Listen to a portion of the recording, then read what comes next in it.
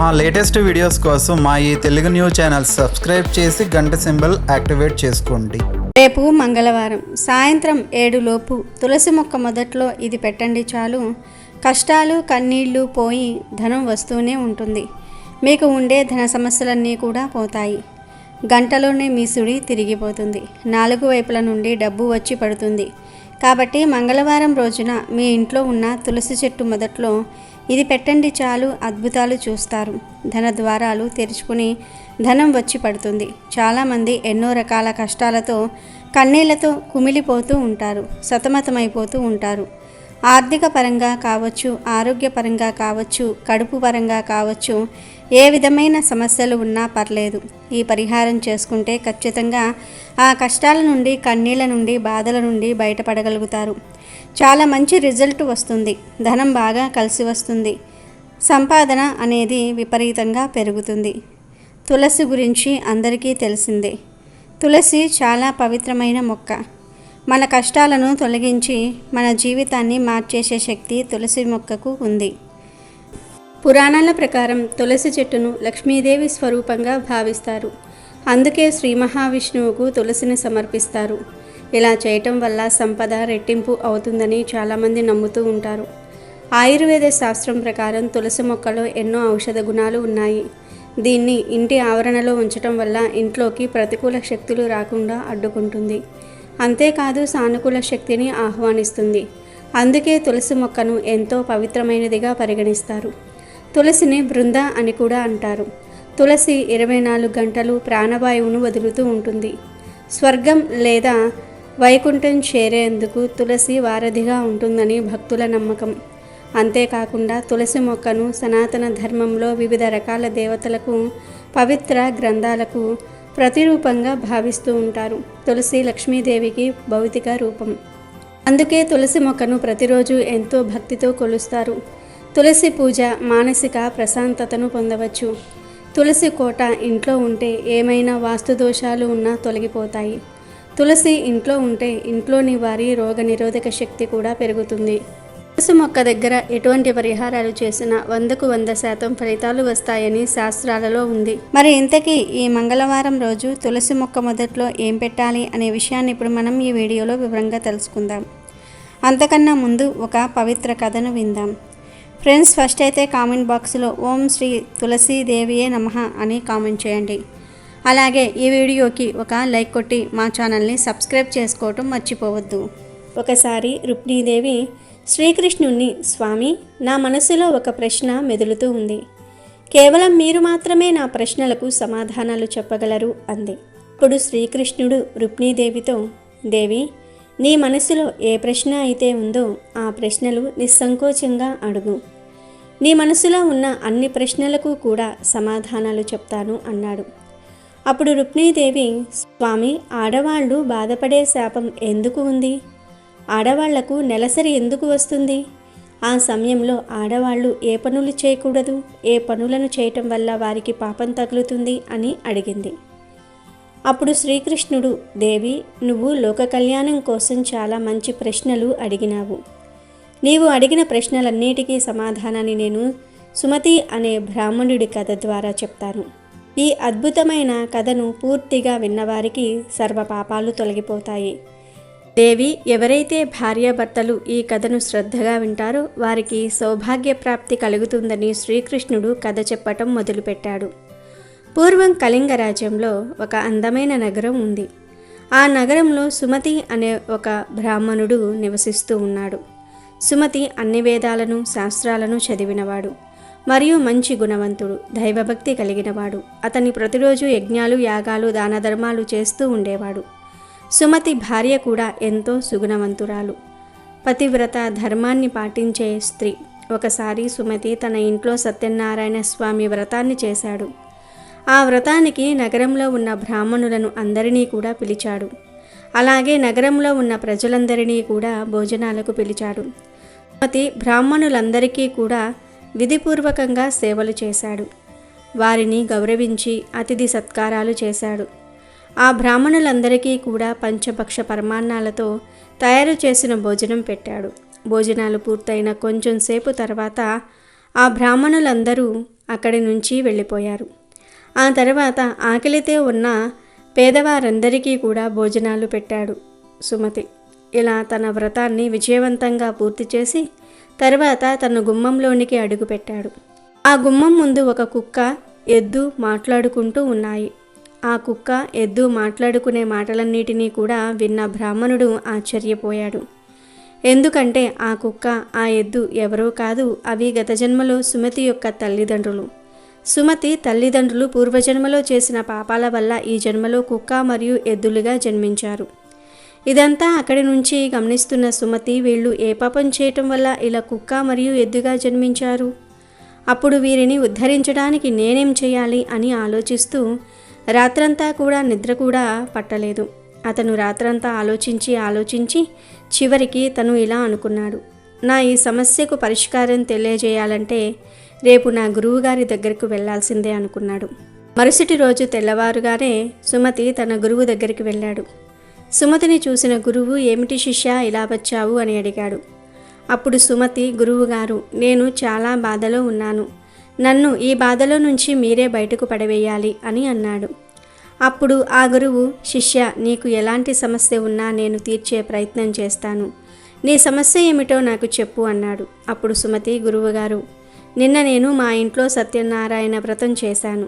అనేక మంది బ్రాహ్మణులను పిలిచి అతిథి సత్కారాలు చేశాను.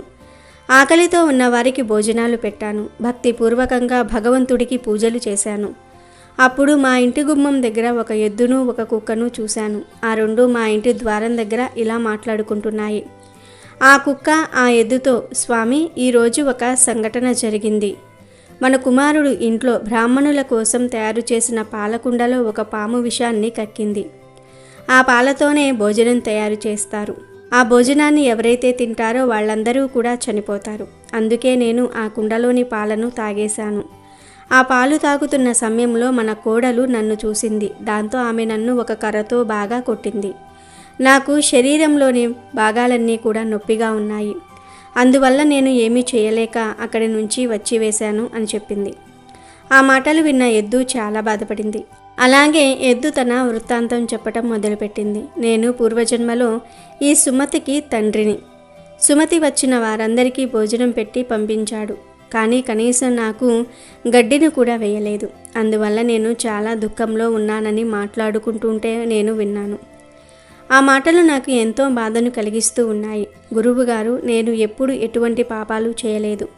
ఎన్నో ధర్మ కార్యాలను చేశాను. నా తల్లిదండ్రులు ఎందుకు ఇన్ని కష్టాలు అనుభవించాల్సి వచ్చింది? ఆ విషయాలు తెలుసుకోవాలని నేను మీ దగ్గరికి వచ్చాను. దయచేసి మీరు మీ యోగ దృష్టితో లేదా మీ యోగ శక్తితో దీనికి కారణం తెలుసుకుని చెప్పండి. అలాగే నా తల్లిదండ్రులకు ముక్తి పొందాలంటే నేనేం చేయాలో చెప్పండి అన్నాడు. అప్పుడు ఆ గురువు జ్ఞాన ముద్రలో కూర్చుని యోగ మార్గంతో వారి పాపకర్మలను చూశాడు. కొంత సమయానికి ఆ గురువుగారు యోగ మార్గం నుంచి తేలుకొని, శిష్య, నీ తల్లిదండ్రులు పూర్వజన్మలో ఎంతో పెద్ద పాపాన్ని చేశారు. ఆ పాపాల కారణంగానే ఇటువంటి దుస్థితిని అనుభవించవలసి వస్తుంది అన్నాడు. ఆ మాటలు విన్న సుమతి, గురువుగారు, ఆ పాపమేమిటో నాకు వివరంగా చెప్పండి అన్నాడు. అప్పుడు ఆ గురువుగారు, శిష్య, ఎద్దు రూపంలో ఉన్న మీ తండ్రి ఏకాదశి వ్రతం చేశాడు. కానీ ఆయన ఆ రోజు భోజనం కూడా చేశాడు. ఆయన ఆ రోజు ఎటువంటి దాన ధర్మాలు చేయలేదు. తన పితృదేవతలకు శ్రాద్ధ కర్మలను కూడా విధిపూర్వకంగా నిర్వహించలేదు. నీ తండ్రి పూర్వజన్మలో బహిష్ట సమయంలో నీ తల్లితో సంభోగించాడు. ఆ పాపం కారణంగానే ఈ జన్మలో నీ తండ్రికి ఎద్దు జన్మ లభించింది. ఇప్పుడు నీ తల్లి గురించి చెప్తాను విను. నీ తల్లి నెలసరి సమయంలో భోజనాన్ని వండింది. బహిష్ట సమయంలో ఉండగా భగవంతుడికి పూజలు చేసింది. తులసి మాతకు నీటిని పోసింది. ఆ సమయంలో కూడా వంట సామాన్లు తాకింది. ధనాగారాన్ని తాకింది. నెలసరి సమయంలో విడిగా కూర్చోలేదు. ఇంట్లో ఉన్న వస్తువులన్నీ కూడా తాకింది. భగవంతుడికి నైవేద్యాన్ని పెట్టింది. ఆ కారణంగానే ఆమెకు మహాపాపం తగిలింది. నెలసరి సమయంలో మహిళలు 3 రోజులు అపవిత్రంగా ఉంటారు. ఆ సమయంలో మహిళలు పూజలు లాంటి కార్యక్రమాలు చేయకూడదు. మహిళలు ఆ 3 రోజుల పాటు తమ తలను కూడా అంటుకోకూడదు. అలా చేస్తే భర్త యొక్క ఆయుష్ తగ్గిపోతుంది. మహిళలు అలాంటి సమయంలో ఉండగా మొక్కలను మరియు వృక్షాలను తాకకూడదు. ఆ సమయంలో మహిళలతో ఎటువంటి సంబంధం పెట్టుకోకూడదు. ఒకవేళ సంబంధం పెట్టుకుంటే వారికి బ్రహ్మహత్య చేసిన పాపం అంటుకుంటుంది. ఆ సమయంలో మహిళలు ధరించిన వస్త్రాలను ఎవరైతే తాకుతారో వారికి కూడా పాపం అంటుకుంటుంది. స్త్రీలు 4వ రోజు స్నానం చేసిన తర్వాతే పవిత్రమవుతారు. ఈ కారణం వల్లే మీ తల్లికి కుక్క జన్మ లభించిందని చెప్పాడు. అప్పుడు సుమతి, గురువుగారు, ఈ సమస్యకు నాకు పరిష్కారం చెప్పండి అన్నాడు. నువ్వు ఏదైనా ఒక అమావాస్య నాడు నీ తల్లిదండ్రుల కోసం పిండ ప్రదానం చెయ్యి, దానాలు చెయ్యి, ఆవుకు సేవ చెయ్యి, నీ తల్లిదండ్రులకు ముక్తి కలగాలని ప్రార్థన చెయ్యి. అలాగే భాద్రపద శుక్ల పంచమి నాడు రిషి పంచమి వ్రతాన్ని చెయ్యి. ఆ వ్రతం చాలా మహత్యమైనది. ఈ రిషి పంచమి వ్రతాన్ని చేస్తే అంటు ముట్టు వలన వచ్చే దోషాలన్నీ కూడా పోతాయి. నీ తల్లిదండ్రులకు మంచి జరుగుతుంది అని చెప్తాడు. తన గురువుగారు చెప్పినట్లే చేస్తాడు సుమతి. దాంతో కుక్క, ఎద్దు రూపాలలో ఉన్న ఆయన తల్లిదండ్రులు తమ దేహాలను వదిలి పుణ్యలోకాలకు తరలిపోతారు. కాబట్టి దేవి, నీకు ఆడవాళ్ళు నెలసరి సమయంలో ఎటువంటి పనులు చేయకూడదు అనే విషయాన్ని స్పష్టంగా చెప్పాను. ఇప్పుడు నీకు ఏ కారణం వల్ల మహిళలు ఈ బాధను అనుభవిస్తున్నారో కూడా చెప్తాను, విను. త్వష్ట అనే ప్రజాపతికి సర్వ విజ్ఞానపరుడైన విశ్వరూపుడు అనే కొడుకు పుట్టాడు. అతనికి 3 తలలు ఉంటాయి. విశ్వరూపుడు ఒక నోటితో సురాపానము, ఇంకో నోటితో సోమాపానము, 3వ నోటితో అన్నము తినేవాడు. దేవతలు అతనికి గురువు స్థానం కల్పించారు. ఇంద్రుడు అతని వద్ద నారాయణ కవచం ఉపదేశంగా పొందాడు. అయితే విశ్వరూపుడు రాక్షసులకు కూడా యజ్ఞభాగం కల్పిస్తున్నాడని తెలిసి ఇంద్రుడు అతని తలలు ఖండించాడు. గురుస్థానంలో ఉన్న విశ్వరూపుడిని, పైగా నారాయణ కవచం ఉపదేశించిన సర్వశ్రేష్ఠుని చంపి ఇంద్రుడు బ్రహ్మహత్యా దోషము మూటకట్టుకున్నాడు. ఆ హత్యా దోషాన్ని ఒక 7 భరించగలిగాడు. తర్వాత ఇక ఆ దోషాన్ని భరించలేక ఇంద్రుడు ఆ దోషాన్ని 4 భాగాలుగా చేసి భూమికి, నీటికి, చెట్లకు, స్త్రీలకు పంచుతాడు. మొదటిగా ఆ దోషాన్ని తొలగించుకోవడానికి ఇంద్రుడు భూమికి ఒక వరమిస్తాడు. ఎంత గొయ్యి తవ్వినా సరే అది తిరిగి యథారూపం సంతరించుకునేటట్లు వరమిచ్చి ప్రతిగా బ్రహ్మహత్య పాపాన్ని ఒక వంతు భూమికి ఇస్తాడు. తర్వాత నీటికి ఇంకొక భాగం ఇచ్చి ప్రతిగా ఎన్ని కల్మషాలు చేరి అపవిత్రమైనా సరే తిరిగి నీరు పవిత్రంగా మారేలాగా వరమిస్తాడు. చెట్లకు కూడా ఒక వరం ఇస్తాడు. ఎన్నిసార్లు కొట్టివేసినా తిరిగి చిగురించేలాగా వరం ఇస్తాడు. ప్రతిగా ఇంకొక వంతు పాపాన్ని చెట్లకు ఇస్తాడు. ఇక మహిళలకు కామసుఖాలతో పాటు సంతానం కలుగునట్లుగా వరమిచ్చి ఇంకొక వంతు పాపాన్ని స్త్రీలకు పంచి ఇస్తాడు. అలా ఇంద్రుడు ఆ బ్రహ్మహత్య దోషం నుంచి విముక్తి పొందుతాడు. అలా ఇంద్రుడి బ్రహ్మహత్య దోషం చేత కలిగిన పాపాన్ని పంచుకోవటం వలన మహిళలకు నెలసరి దోషం వస్తుంది. ఇంద్రుడు పంచిన బ్రహ్మహత్య పాపం కారణంగానే మహిళలకు బహిష్ట అనేది వస్తుంది, అనగా డేట్ అనేది వస్తుంది. ఎవరైతే పురుషులు ఆ సమయంలో మహిళలను తాకుతారో, అంటే వారితో సంభోగం చేస్తారో వారికి కూడా ఆ బ్రహ్మహత్య పాపం తగులుతుంది. అందుకే నెలసరి సమయంలో భార్యాభర్తలు కలవకూడదని ఈ కథ ద్వారా శ్రీకృష్ణుడు రుక్మిణీదేవి అడిగిన ప్రశ్నలకు సమాధానం చెప్తాడు. ఈ వీడియో నచ్చినట్లయితే లైక్ చేయండి, షేర్ చేయండి, అలాగే మా ఛానల్ను కూడా సబ్స్క్రైబ్ చేసుకుని మాకు సపోర్ట్ చేయండి. ఎందుకంటే మీ సపోర్ట్ మాకు చాలా అవసరం. ఇక వీడియోలోకి వస్తే, తులసి మొక్క చాలా పవిత్రమైన మొక్క. తులసి మొక్కకు మన కష్టాలను, కన్నీళ్లను తొలగించే శక్తి ఉంటుంది. మన సుడిని తిప్పేసే శక్తి ఉంటుంది. మంగళవారం రోజు తులసి మొక్కకు అద్భుత శక్తులు వస్తాయి కనుక ఈరోజు తులసి చెట్టు దగ్గర ఏ పరిహారాలు చేసినా అద్భుతమైన ఫలితాలు వస్తాయి. ముఖ్యంగా ఎవరైతే కష్టాలతో, కన్నీళ్లతో, డిప్రెషన్లో, ధన సమస్యలతో, ఆరోగ్య సమస్యలతో బాధపడుతూ ఉన్నారో వారు ఈ మంగళవారం రోజున చక్కగా సాయంత్రం 7 లోపు ఈ పరిహారాన్ని చేయండి. అలా చేయటం వలన మీరు ఖచ్చితంగా మీకు ఉన్న కష్టం నుండి బయటపడతారు. ఈ పరిహారాన్ని సాయంత్రం 7 లోపే చేయాలి. 7 తర్వాత చేయకూడదు. అసలేం చేయాలంటే, ముందుగా మీరు కాళ్ళు చేతులు కడుక్కొని ఒక చిన్న దాల్చిన చెక్క ఉంటుంది కదా, ఆ దాల్చిన చెక్కను చిన్న ముక్కను తీసుకొని దానిని మీ కుడి చేతిలో పట్టుకోండి. ఆ తర్వాత 3 మిరియాలు తీసుకోండి. మిరియాలు నల్లగా ఉంటాయి. మరి మిరియాలతో ఎటువంటి పరిహారాలు చేసినా అద్భుతమైన ఫలితాలు వస్తాయి. మిరియాలకు మన కష్టాలను తొలగించి మన జీవితాన్ని మార్చేసే శక్తి ఉంటుంది. ధనాన్ని ఆకర్షించే శక్తి ఉంటుంది. దాల్చిన చెక్కకు మన సమస్యలను తొలగించే శక్తి ఉంటుంది. మన సుడిని తిప్పేసే శక్తి ఉంటుంది కనుక ఈ రెండింటిని తీసుకొని మీ కుడి చేతిలో పట్టుకొని వీటి మీద చిటికెడంత పసుపును వేసి మీ పిడికిలిని బిగించి తులసి చెట్టు దగ్గరకు వెళ్ళండి. మీ ఇంటిలో ఉండే తులసి చెట్టు దగ్గరకు వెళ్ళి తులసి మొక్కకు మీ కోరికను చెప్పుకోండి. మాకున్న కష్టాలు, కన్నీళ్ళు, సమస్యలు పోయి మా జీవితం మారాలి అని దృఢంగా సంకల్పం చెప్పుకోండి. ఆ తర్వాత ఈ చెక్క మిరియాలను పట్టుకున్న కుడి చేతితో మీరు దిష్టి తీసుకోండి. ఆ తర్వాత అదే చేతితో తులసికి కూడా దిష్టి తీయండి. జస్ట్ 3 సార్లు సవ్య దిశలో 3 సార్లు అపసవ్య దిశలో తిప్పితే సరిపోతుంది. అలా దిష్టి తీసేసిన తర్వాత ఈ చెక్కను, మిరియాలను, పసుపును తులసి మొక్క మొదట్లో పెట్టండి. అలా పెట్టేయవచ్చు, లేదా చిన్న గొయ్యి తీసి గోతిలో అయినా సరే పాతి పెట్టవచ్చు. ఇలా తులసి మొదట్లో వీటిని పెట్టడం వలన ఖచ్చితంగా ధనలాభం కలుగుతుంది. ధనం వస్తూనే ఉంటుంది. కష్టాలు, కన్నీళ్ళు అన్నీ పోతాయి.